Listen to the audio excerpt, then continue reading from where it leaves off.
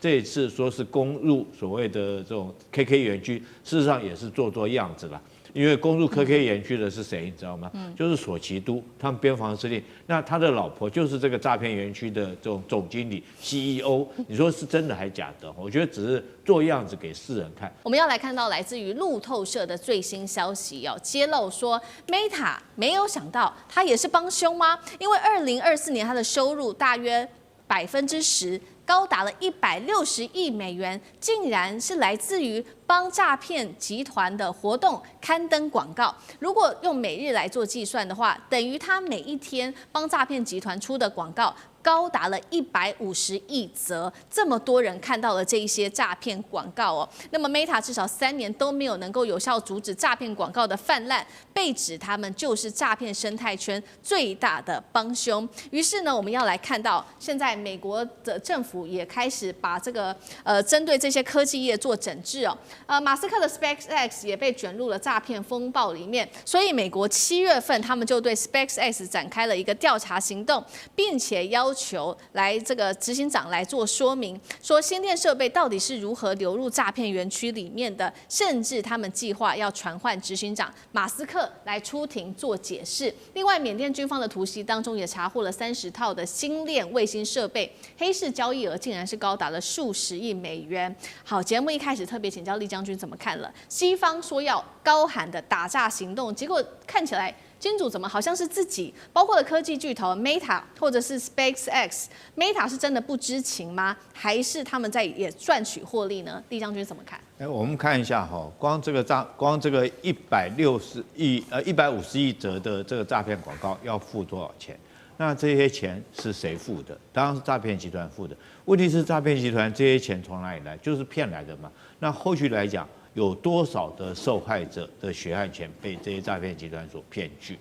那你如果说是 Meta， 它可以替它登了150则的每一天每天就150亿则的广告。那试问一下，这是多大一笔丰厚的利润？对。那我认为说是以 Meta 这种科技公司来讲的话，难道你完全说是你不知情？我是绝对不相信的。由于现在来讲，很多 AI 技术可以比对嘛譬如说，如果说是你在这个脸书上面发布一则比较不堪的，或者是说有违反伦理的、有违反这个人道的这个讯息来讲的话，他立刻就把你停权了这我们都很清楚的一件事情，甚至于跟政治有关的，他也可以停权。那你怎么可能一天150亿则你完全不知道？所以我觉得 Meta 绝对是帮凶之一，那绝对是脱不了关系。那你说马斯克，你这个星链，你底下利用你的网络太空网络链接，难道你会不知道吗？如果说是这个诈骗集团，它所谓能够诈骗，就是不断的利用网络或利用讯息来欺骗你。那最根本之道就是将你网络断掉嘛。结果反而马斯克你去提供这种太空网络，去年来讲的话，因为打诈大概地面网络那时候泰国答应把它断掉，但是大家就推测这个诈骗集团会不会用这个 SpaceX 的星链的网络来用？那果不如其然这个马斯克居然提供这些诈骗这些网络。但是我特别要强调这次来讲的话，我认为说是缅甸这一次说是攻入所谓的这种 KK 园区，事实上也是做样子啦。因为攻入 KK 园区的是谁，你知道吗？就是索奇都，他们边防司令。那他的老婆就是这个诈骗园区的这种总经理 CEO。你说是真的还假的？我觉得只是做样子给世人看。所以如果说真的要彻底打诈，我觉得要从源头开始。第一个就是你网络一定要彻底给它断掉。第二个，你泰国那边的电力是不是还提供？因为这些电力公司为了卖电，为了赚钱，也在卖电给这些 KK 园区的集团。第三个，你银行的这种相关的链路你也要断掉。如果没有银行的相关洗钱的管道来讲的话，我想诈骗集团会更不容易有诈骗的机会。所以以上种种，我觉得整个诈骗集团牵涉到的是人性牵涉到大家都想要借这个机会来赚钱、来发财，但是忽略了所谓人最起码要有一点的这种道德感。那所诈骗的钱都是基层民众穷苦人家的钱。对，好，将军帮我们特别提到了，所以要从源头做打击，不管是从电力、从网络跟银行的资产。那刚刚提到了嘛 ，Meta，看起来就不是无辜的。那 SpaceX 呢？美国的另外一个很重要的公司是无辜的吗？张将军又怎么看？我认为这些诈骗集团想要去去杜绝、去禁止，我认为效果会非常有限，因为几个因素，这些诈骗集团呢，他也会做阵地转移啊，他也会化整为零啊，他也可以借壳上市啊，他可以变的地方多，一个移花接木，谁又知道诈骗集团？诈骗集团比真的更像是真的嘞，哪会说我是诈骗集团？所以很多的非常聪明的人、有智慧的人，一样被诈骗集团骗。所以我是认为，今天就算 SpaceX 把 KK 园区给禁掉了，它可以转移阵地打带跑，那明天就换另外一个阵地，另一个地方去了。它不见得一定要在缅甸 KK 园区啊，他们可厉害的，他们聪明得很啊，骗这个跟那个 IQ 再高的人也容易被诈骗集团骗。为什么？因为人有贪念。看到他一看到，哎呦，这个好像是有机会的哦。他丢个诱饵出来给你，哎呦，你马上贪念之后，贪心大动，就上当了。所以我认为不是 SpaceX 要不要去能够完全禁止，没有办法。他可以透过其他，他可以冒名啊，用伪冒的方式啊，直接改个名就转个弯就是了。结果变成好像就变成改头换面、移花接木就成功了，好像又变成另外一番景象了。所以我认为啊，这个诈骗集团呢，绝对层出不穷，他们比很聪明的很，然后再改编又另外一种方式又借壳上市了，那感觉到好像又是另外一番局面，然后很容易他就知道人的贪念就来了，对不对？以一种我们讲虚拟货币也好，对不对？拿着虚拟货币大家就被骗了啊，就虚拟货币，然后叫他的投资一本万利了，都被骗。所以我认为诈骗集团是没有办法禁绝的，他们会这个。道高一尺，魔高一丈，没有办法拒绝，而且呢，他们的生存的空间是我认为是越来越广，因为 AI 会不会帮忙诈骗 ，AI 也会被诈骗集团利用了。那 AI 的脑袋是比人类的脑袋要来的聪明。好，那另外一方面，我们也来看到那诈骗帝国的建立，一开始其实都是有人建立起来的，他是太子集团的创办人。我们看到这个37岁的陈志哦，目前在逃，而且呢都还没有被捕哦。那到底捕不捕得到，这也是一个问题。太子集团带观众朋友稍微了解一下，这个37岁陈志还非常年轻哦，但是当初是以柬埔寨经营诈骗中心为基础，已经在30多个国家经营了数十家的公司，看起来好像是发展房地产跟金融，但是暗中早就已经发展成亚洲最大跨国犯罪组织。台湾、香港都有利用房地产来洗钱，最近更在韩国以假名金斯曼集团洗钱金额达到1.5亿美元，好像没有人治得了他。杨老师怎么看？陈志啊，他在当初在大陆上还只是年轻的时候，做了一个网咖的管理员。但24岁了，跟他哥哥就到了柬埔寨，就开始脑筋转得很快，就加入到整个诈骗的事业。那当然，他这个非常的聪明，也就是说，他透过诈骗，然后呢，同时也在做房地产、金融跟消费产业，同时也跟政治上维持一定的关系，而且捐了很多钱。那中国大陆呢，也做类似的这些活动。那在国际上，他甚至不只是在大陆获得2021年的第10届中国财经峰会的企业社会责任典范奖，在2021年也获得了就是整个柬埔寨的房地产大奖的最佳奖，在2021年也获得了亚洲企业社会责任奖，在2022年他还获得了国际的史蒂夫商业大赛的评选，连续2年。获得年度企业家，你这些摆出来，在所有的投资或者是相关的这个产业上，有谁会去质疑他？来自于中国大陆，来自于柬埔寨，来自于东南亚，来自于国际上，也就是它规模大到大家已经没有办法去分辨说它到底这个是怎么来的，因为很简单，2015年创立的，到现在短短10年。2015年到2021年获得这些奖项的2022年也才5、6年，怎么可能一个公司5、6年来得到这样子？大家一定在猜测，它后面可能是柬埔寨政府在，就是说出资，或者是透过它作为代理。我这是一个猜测了，我看到媒体上有这个写，但会不会有这种可能性？还是说是整个当初就是说这些诈骗集团里面的这个所谓的台面上的代表，然后呢，透过这些房地产投资，金融、超跑、绘画、艺术开始在进行洗钱。他拥有的比特币超过140亿美元，那真的是10年呢。我在想，我10年前做什么？但现在我们就没有那种智慧。但是这种东西被戳破，因为2020年的时候，其实中国大陆就开始在立案调查这个公司。不过，因为它在中国大陆本身的活动还算正常，而且它都不断的在去推脱说，哎，这个是可能网络上的这种污蔑。可是到了2025年，就今年的10月份的时候，因为他在东南亚以及在英国、在美国开始的这个洗钱的行为被美国抓到。美国当初的这个国际的洗钱行为是全球性的，所以开始在宣告，就是说，哎，它涉及到了诈欺、诈骗、洗钱，所以把美国的这些资产给冻结，相当高。然后呢，英国也把它冻结，然后泰国跟就是柬埔寨现在开始在做调查。缅甸 KK 园区最近的事情非常的多，尤其习近平现在正式的出手了，缅甸军方也获得在中国大陆的澳元之下，针对 KK 园区这边做了一个大扫荡，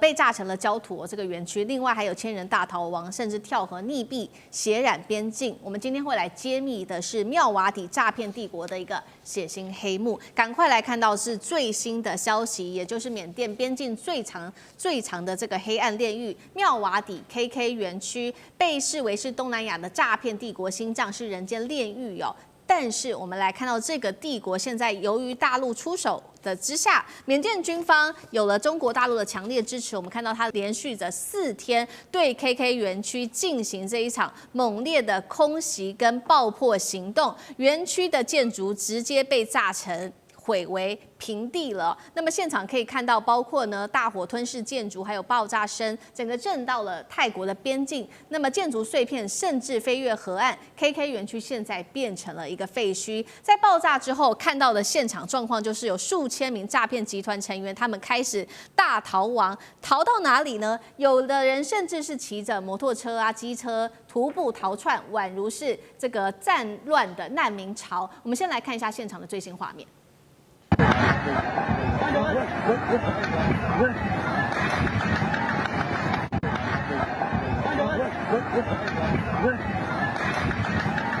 好，这个逃亡潮是在缅甸的军政府在做炸破之后发生的事情。那也有人是直接逃命跳进这个边界的河，叫做莫伊河，却再也没有上岸。就在这个莫伊河，上千人跳河，造成了溺毙失踪，更是血流成河。泰国这边做了一个正式的统计，在这一次的逃亡当中，有400多人是印度人，另外还有菲律宾跟中国人都被抓到了。干哥怎么看？为什么缅甸军方这一次突然间开战式的清剿？到底现场状况有多危急？要我说实话哈，缅甸军政府你最好做一次真的，不要用这种方式来进行无谓的人命牺牲。为什么？你用炮击是什么意思？你今天要对付的究竟是谁？你现在你的目标应该是克伦民族联盟嘛，对不对？因为妙瓦底园区的这些诈骗中心都是克伦民族联盟在支撑的嘛，都是军阀在这个就说保护他们。为什么？因为没有他们的话，你们的经济也弄不起来。这是我今天必须要说一句实在话，习主席你一定要支持到底，就是说对于妙瓦底的这些 KK 园区的这些诈骗园区，你一定要就说尽全力，因为中国的确。当然，在国际上面他们是不能够承认什么，可是真的中国军方是支持了缅甸军方来进行这次的扫荡。大家刚刚看到画面，其实在画面之前已经通知了泰国。我跟你讲，我现在要炮击我们这个泰缅边界的这个园区啊，然后请你们的村民注意。然后其实 KK 自己本身也知道，但他不知道缅甸军方是出手这么重。真的开炮了，而且用了什么？既然我说句实在话，缅甸空军能不能载炸弹都是一个问题，因为他们没有这种飞机。结果这次真的载有一架飞机就载了2颗500磅的炸弹丢下来，所以大家看到那个画面吓一跳。为什么？因为他们空军很弱，结果他们今天空军真的载了炸弹了，那是老式的美国炸弹，真的丢到园区，不过人已经都撤光了。那开始逃亡，大家就很惊恐，结果有3个人在河里面溺毙。你现在看到这个东西，观察家直接讲，有30个 KK 园区，要不要通通都消灭？200名菲律宾人，快200名中国人，400多名印度人，这是你看到的账面。你知道总共有多少人？2000人，2000人来自21个国家，这21个国家代表他们要对自己的国家进行诈骗，所以逃命的有2000人。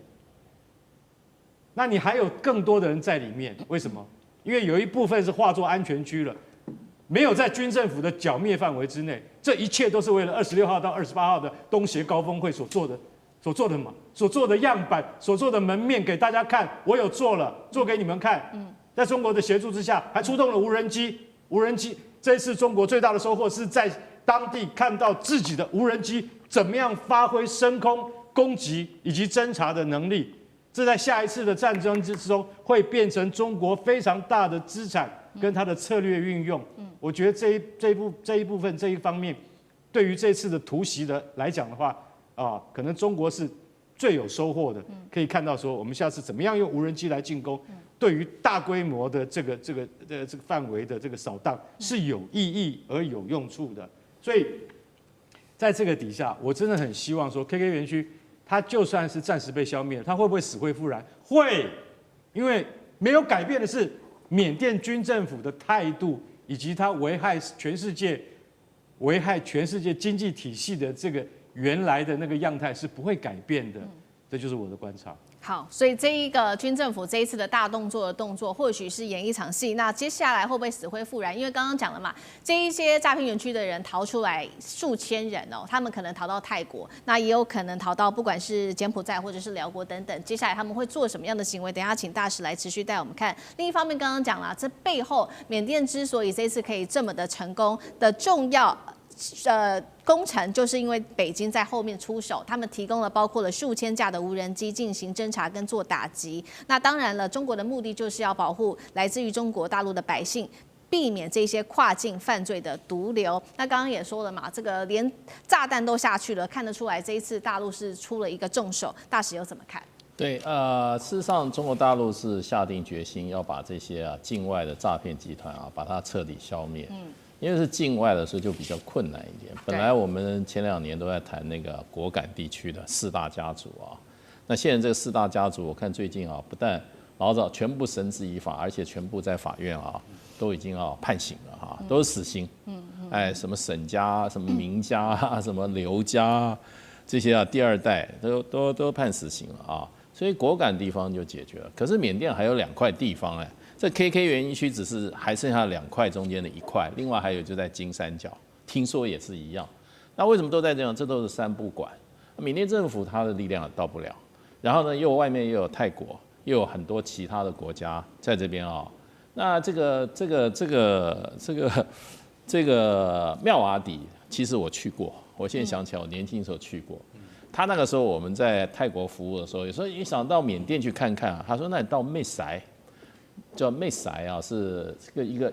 跟这个缅甸边界的，那个时候边界你就随便走过去了，所以我还进过缅甸。后来想起来就是现在妙瓦底，这是 KK 园区。那现在泰国政府事实上也已经跟这个 KK 园区把它划分了就是说划清界限。为什么泰国会有一点点瓜葛我觉得最主要克伦基本上在这边是主要民主，他是一个叛军，所以缅甸军队也进不进来。那他事实上的话，你知道泰国跟缅甸关系也不是那么和睦，传统以来就不和睦，所以就给了这个克伦族一个怎么样，一个生存的空间。那克伦族说实话本来应该是怎么样就是说勉强能够生存，可是这些各地的这种诈骗集团头子把他带来大批的财源，所以克伦族变成他们的怎么讲，变成他们的这个怎么样守护神。可是问题，克伦也没有那个力量对付真正的缅甸的这个政府军，所以呢，克伦可能某种程度也去找缅甸政府军做后台，所以这一个东西能够诈骗集团能够在缅甸这，你可以说它也是一种某种程度国营企业的一种分支那就变成就跟英国人以前不是也干这种事，英国人以前种鸦片对不对？跟这些国际到全世界贩毒国家干这种坏事的英国人就是所以这个历史上他也洗不清的。那你现在缅甸军方要凑点钱，那这些人日进斗金，大家都有钱。不过我觉得就是在中国大陆强大的压力下，缅甸政府也不得不采取一些行动啊。可是你不要忘记啊，这些都是不断的窜逃的。他今天跑到 KK 园，跑到这个妙瓦底，还有在金三角，还有一个地方也很严重的，叫柬埔寨了。柬埔寨这个，你看我们很多台湾的年轻人被骗到柬埔寨，弄不好就怎么样，连这个内脏都被人家取了，然后呢被打得遍体鳞伤。所以这个国家纵容的或者国家参与的这种国际犯罪，事实上话不只是缅甸了那不过最近我觉得缅甸为什么压力比较大？因为我发觉美国也开始受害了。美国说他们调查一年有被骗，老百姓被骗了100亿美元。所以前一阵子就有个传言，就是说美国国会开会，然后叫什么？叫这个星链计划，马斯克星链计划切断他在 KK 园区的给予他们的这种星链的这种服务。因为今年年初的时候，因为中国大陆施压泰国已经对 KK 园区断水断电，尤其对于他们的这个网络给它切断了。那网络切断以后，它要靠什么？它要靠星链，就跟那个在乌克兰的那个乌军一样，没错，它没有 Internet，它就靠星链。对。那美国现在也切它的星链，那美国会切星链的话，美国事实上也会发觉他老百姓的受害者，所以呢，美国应该也出手了。那现在这些诈骗的这些中国大陆骗还不够，泰国本身也受害，日本也受害。韩国也受害，所以我觉得这些诈骗集团最后就自取灭亡了，它变成世界的公敌的时候，它就活不下去了。是以前在这个金三角早年的时候，这个吸鸦片是公开的，可是当各国受到这个海洛因的毒害以后，大家一起说海洛因要把它去掉的时候，海洛因就没有地方生存。那现在这种诈骗集团中国大陆受害，美国也受害，泰国也受害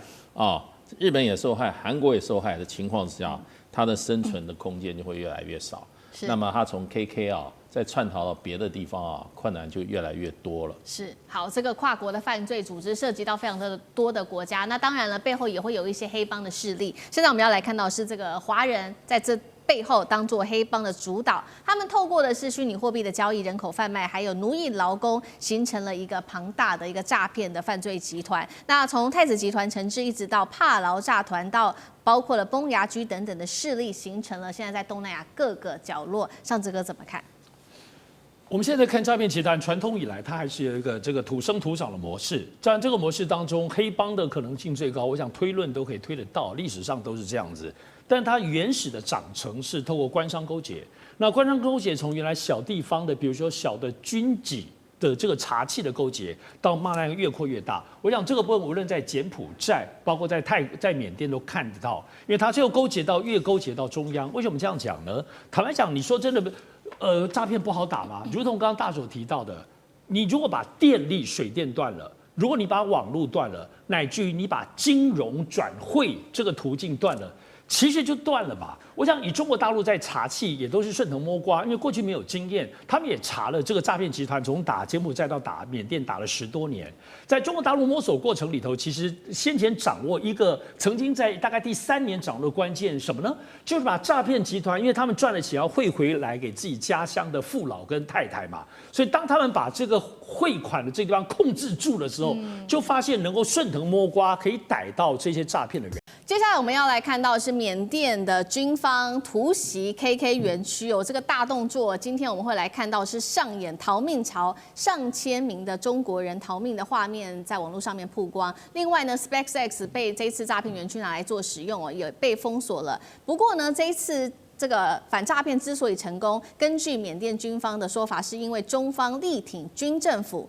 不过呢，缅甸的内战现在是否再次燃烧？今天我们会一起的来做关注。好，震撼的画面曝光了，就是缅甸军政府呢，在22号这一天突然间是闪电突袭，哪里呢？就是妙瓦底 KK 园区了。当时他突袭之后，就可以看到成千上万的工人从这个 KK 园区里面冲出来，这个画面当中还包括了上千名的中国人。那有人是背着行李，有人开车有人骑车挤上货车等等。这个画面就是有人挤上货车然后逃出这个 KK 园区，现场的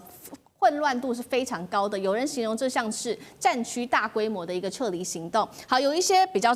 具体的数字了。缅甸军方说，这一次的扫荡呢 ，KK 园区一共是拘捕了2198个人，也查获了30套是来自于新链的设备。泰国官员也证实了，还甚至呢有超过600人从这一次的扫荡当中的 KK 园区逃离，并且就这样子越境进入了泰国。SpaceX 也证实了说，在他们发现有这个缅甸的这个诈骗集团使用他们的新链之后，他立刻是断了2500个装置哦。那缅甸军政府发言人则是说呢，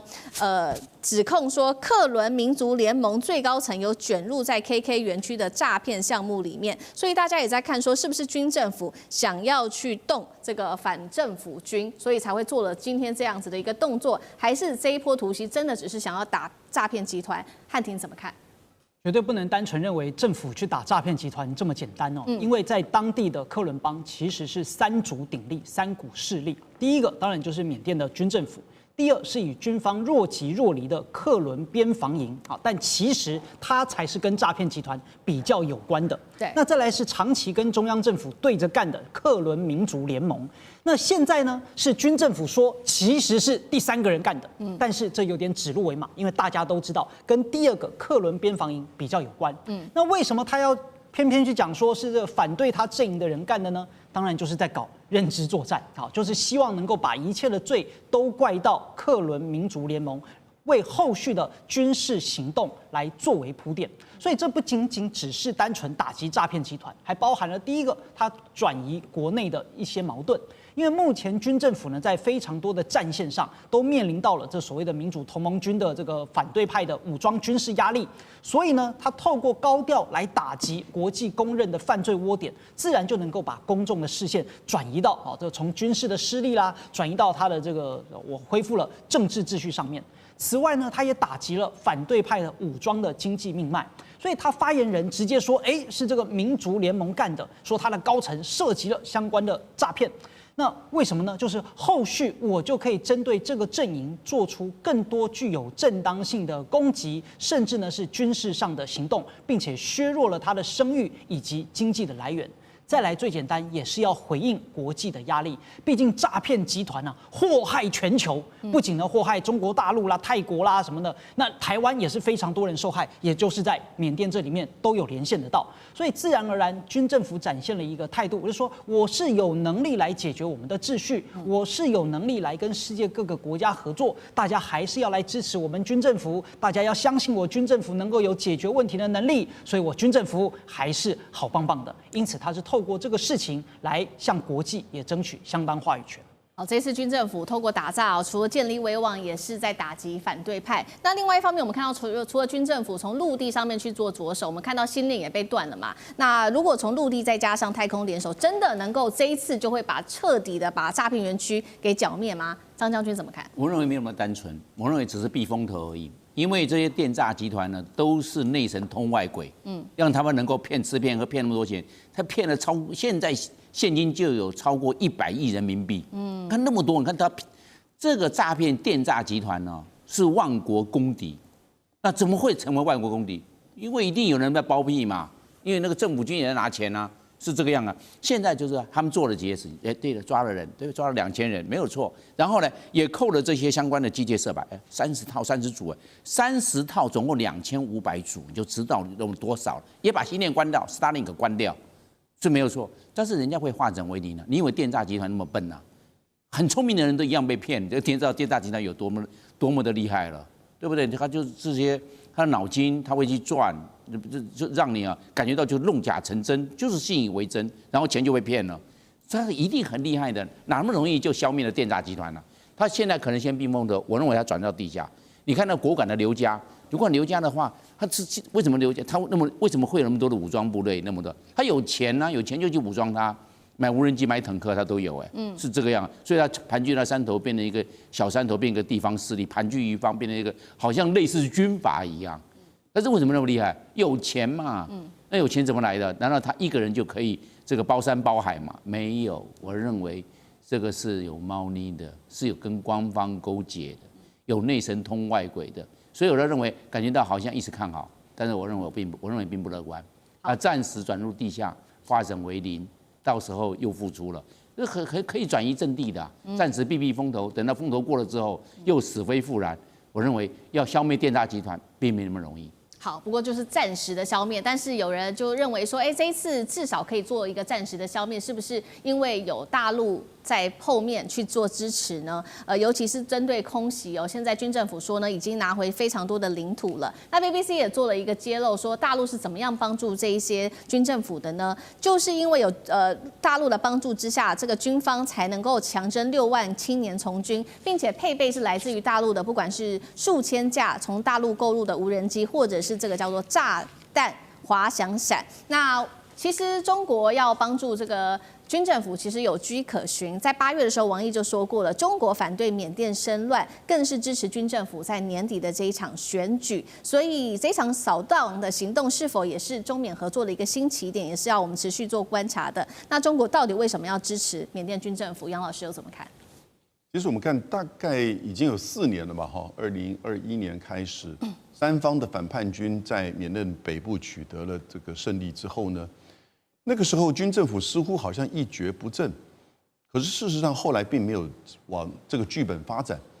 那军政府其实并没有想象中就是溃散，那他其实也继续在征兵，然后呢，针对自己内部也在做，就是说这个等于是压制。那另外这三方的这个反叛军呢，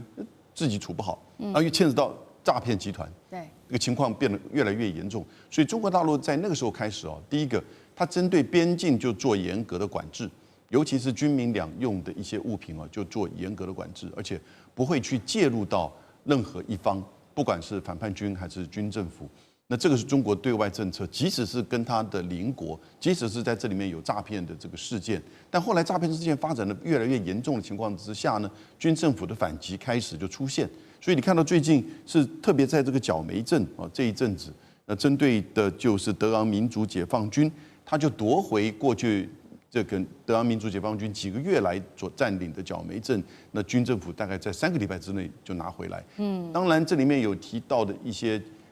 就是无人机的使用，不过这个当然也就跟中国大陆的政府的政策一样，你自己内部的事务其实我不积极的介入，可是呢不能影响到我边境的安全，我会做一定的军民的或者是物资的管制，避免介入到你任何一方。但是如果你内部里面有影响到我的边境安全，甚至诈骗事件影响到整个社会的，那我就不允许这个情况继续的恶化跟提升。那当然，哪一方能够有效的处理现在的这个秩序，尤其本来就掌控整个缅甸的军政府，就得到了大概间接的大陆这边的就是支持。是好，那我们也继续请教厉将军又怎么看？因为这一次其实有用到大陆的无人机跟它的炸弹滑翔伞，这个是关键嘛？那缅甸未来的内战走向，也请将军带我们看。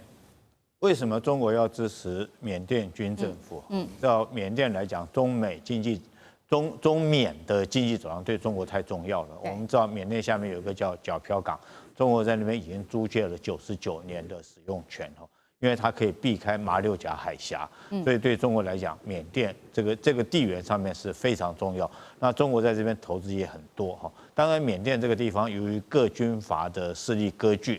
你不容易掌控。尤其是说，在2021年这个米昂莱夺取了这种政变夺取了政权之后，事实上他没有办法掌控到整个缅甸的全境，甚至于他还纵容一些边境来讲这些诈骗。这个集团这个去诈骗得到钱以后，是不是给他一些好处？我们是存疑。第一个，我们看到最先的时候是中缅边界上面所谓的这个名家4大家族在那边诈骗，然后中国就动用这个扶持的所谓果敢三兄弟，把这个名家这个四大家族把它灭掉。灭掉以后，当然那是在边境，那这次是跑到妙瓦底建立了KK 园区。那妙瓦底离中国边境比较远，中国不能派军队到这边来灭嘛，你等于说派军队进入人家的国境是有问题的。那它旁边刚好这条河，河的右岸是这个泰国，左岸是妙瓦底。然后这些诈骗集团，你去这个打他，他又跑到泰国，那泰国这个没有事了，他又跑回来。我们甚至于怀疑说是这个泰缅，包括闽安来或泰国底下的一些地方的势力，是不是有从中得到一些好处？所以这些诈骗集团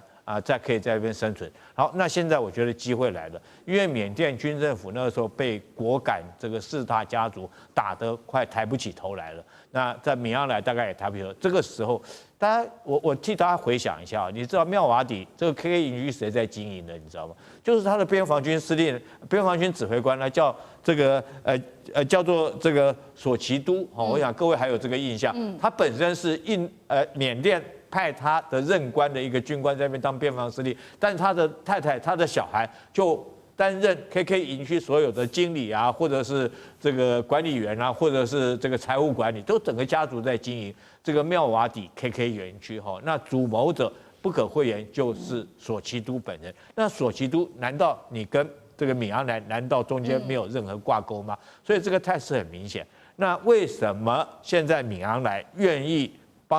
用他军政府去打索奇都？我觉得最后就是中国力量介入了嘛，因为你那边来讲，你别的地方被打得差不多，那敏昂莱为了维持他的治权，为了维持他的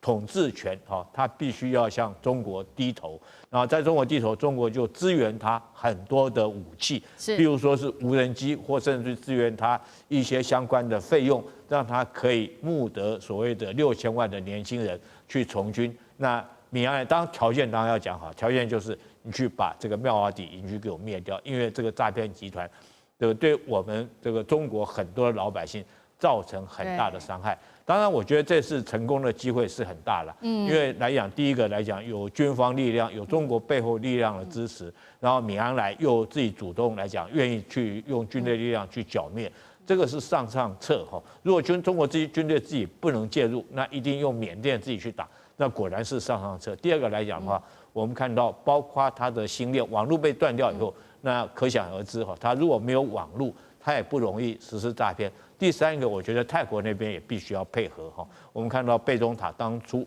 就是承诺要对这个妙瓦底营区实施来打诈，以挽回它泰国的国际的观光形象。所以我觉得在这种三股的力量之下，很可能这次KK园区很可能会被灭掉。但是我们也有在后续观察了，那主要是敏昂莱还有地方的势力是不是愿意全力打诈？那中国的力道够不够？那我觉得这个关系到中国在缅甸地区的，不管是经济或者是老百姓权益的问题中国一定会全力以赴的。今天我们要来特别关注，在这个微博，因为讨论度非常的高，已经到第2名了，所以我们今天要带观众朋友来特别看到的是这个缅甸的地下帝国现在是满血复活，本来是说把它摧毁了，怎么现在又再次的复活呢？而且从废墟半年前的废墟，现在变成一个重要的王国，甚至他们的内部设施还有星链那是有什么样子的黑金在撑腰吗？变成了现在亚洲最大的地下国度再度崛起。怎么回事？等一下一起的来做关心。它这个地点在哪里呢？就是缅甸的 KK 园区。现在整排新的大楼林立，规模更大了，而且设施也变得更先进了。今年2月大家还记得吗？当时不管是中国、泰国、缅甸才出手歼灭了这个园区，短短半年满血复活，这边新增的这个大楼数量达到了数十栋，周边的这个道路交通建设已经变得更为齐全了。重点是它竟然还装上了马斯克的星链在这个里头，大家就在看说，难道马斯克也成为帮凶了吗？赖老师怎么看？这背后是有什么样的势力在帮忙吗？是国际黑金在撑腰来保护这一座地下国度吗？我觉得当然是这样的因为第一个他们的财力十分雄厚，而他们的财力是建筑在一堆人的痛苦、痛不欲生的那种痛苦的基础上。坏透了我们就讲就是坏透了这些人，因为每一个人被诈骗的人，不管是损失大还是损失小，有些人他是整个退休金全部都泡汤了，一生就没了所以有些人被诈骗以后跳楼自杀，有些人当然我们是反对这样做了但是我们知道这些人是非常坏的那他们本身的财力很雄厚，为什么？你看。这一次美国破获的这个太子集团，它的比特币随便一捞出来就是150亿美元，那你可以想想它的财力有多雄厚。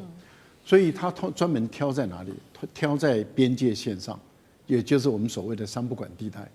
那也就是泰国跟缅甸、泰国跟柬埔寨、柬埔寨跟泰国，他们专门挑这些边界线上的时候，在这个地方去建立他们的一个园区。可是你想，如果没有地方政府的支持，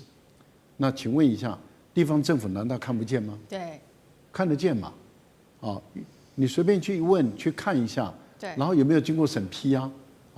然后去看一下它营运什么项目，对，这个一点都不困难的事。但是很明显的就是跟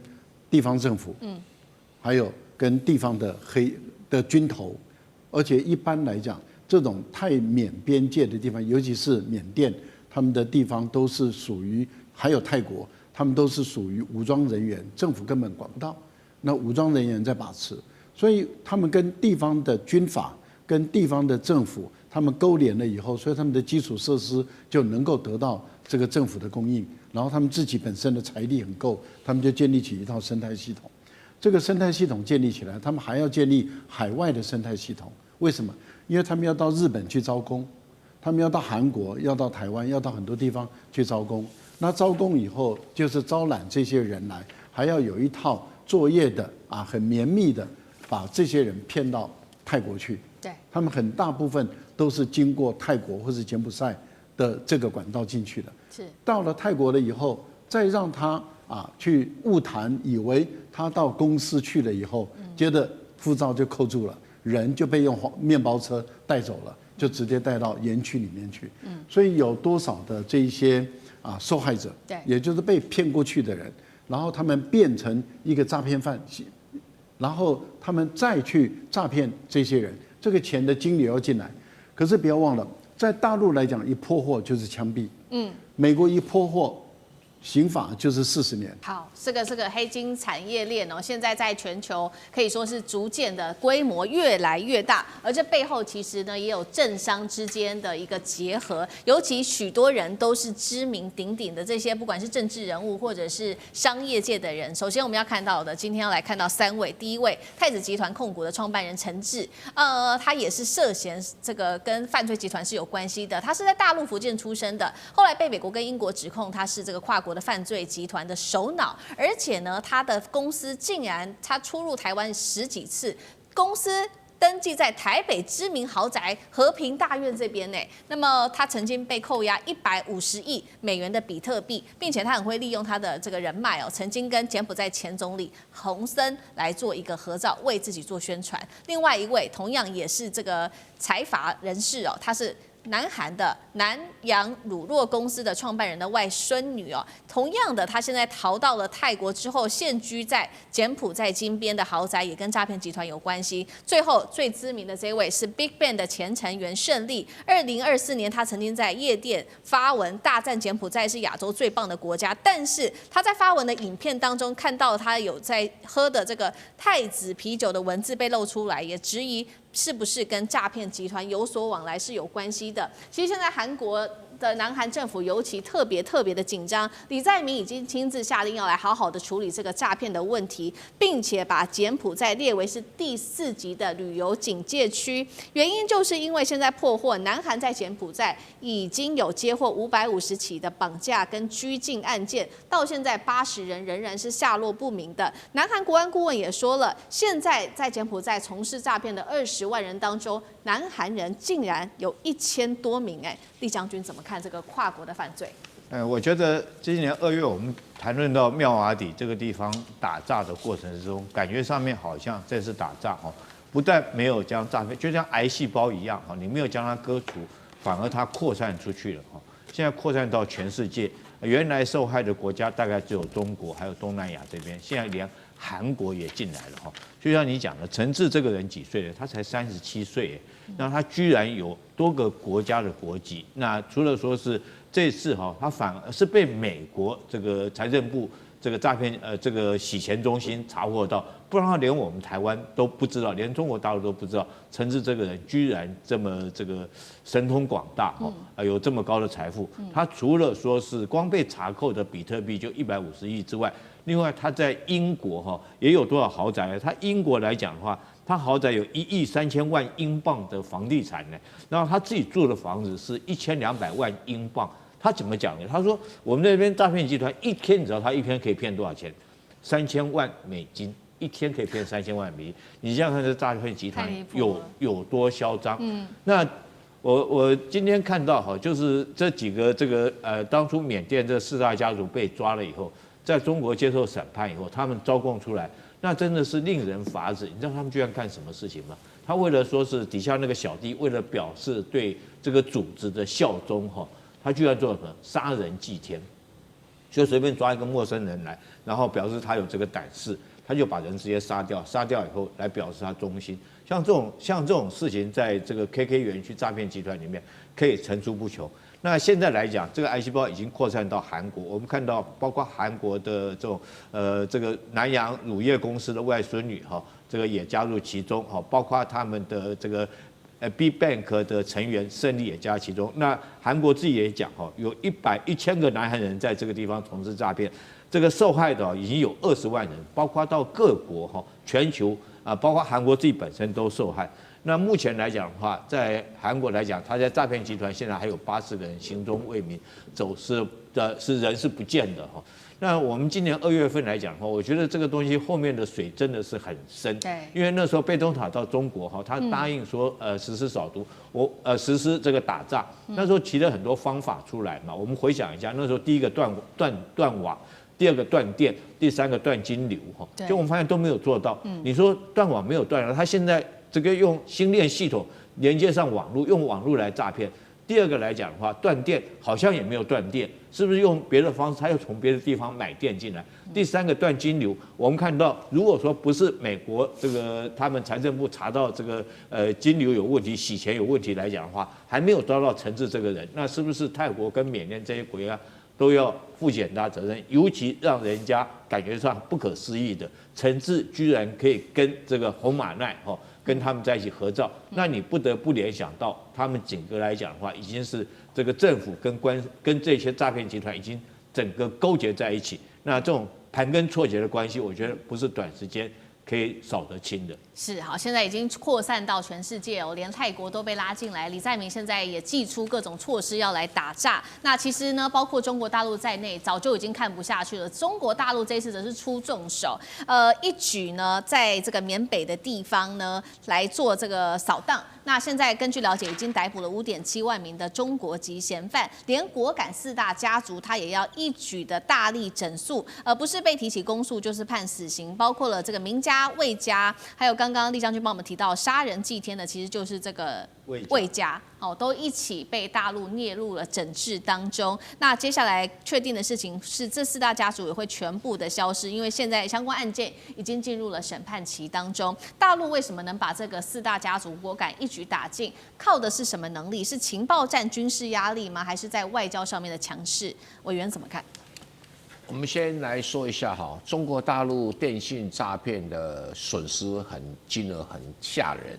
然后受害人数也很多，可是它占 GDP 的比重却不大。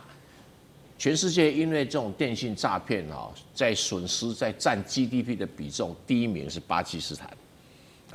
，4.2%，第2名是非洲的肯亚，第3名非洲的南非，第4名就是 United States of America， 所以你看美国财政部这么积极在这弄而且大部分诈骗美国人都讲英语，都是印度人然后再来是巴西，再来是法国，你看那中国刚好排在后面，但因为中国人口多，所以数量会比较大，但比重相对也比较小。但是中国政府是这么积极在打诈，但是他为什么能够去把这几个名家